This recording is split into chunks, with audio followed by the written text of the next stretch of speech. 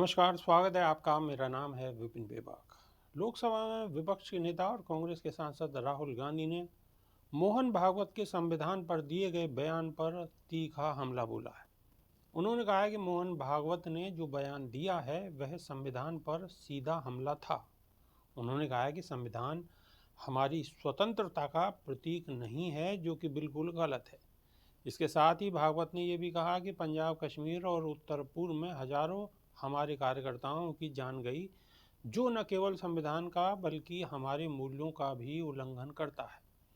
राहुल गांधी ने यह भी कहा कि भारत का दृष्टिकोण पश्चिमी विचारधारा से बिल्कुल अलग है, जो स्वयं को समझने पर केंद्रित है, जबकि पश्चिम बाहरी दुनिया पर ध्यान केंद्रित करता है।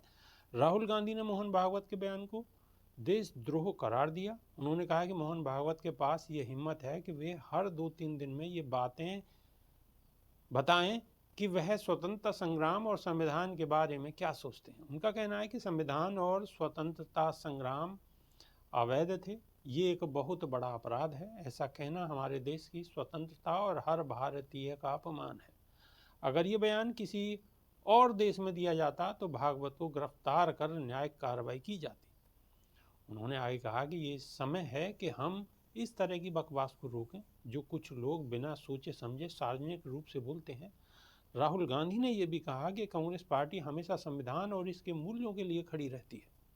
उन्होंने ये भी बताया कि इस पार्टी का दृष्टिकोण संविधान को लेकर साफ है और हम इसके मूल्यों का पालन करते हुए देश की सेवा करते हैं। उन्होंने कहा कि हमारा दृष्टिकोण, संविधान का दृष्टिकोण, यह एक विचारधारा है जिसे हम हमेशा मानते आए हैं और आगे भी बनाए रखेंगे।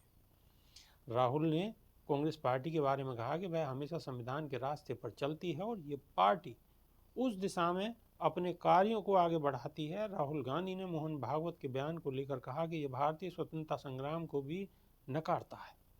उन्होंने कहा कि ऐसा बयान देने से भागवत देश के इतिहास और उसकी धरोहर का अपमान कर रहे हैं।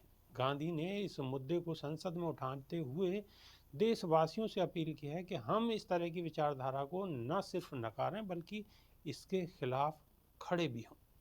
अभी के लिए सिर्फ इतना ही। नमस्कार।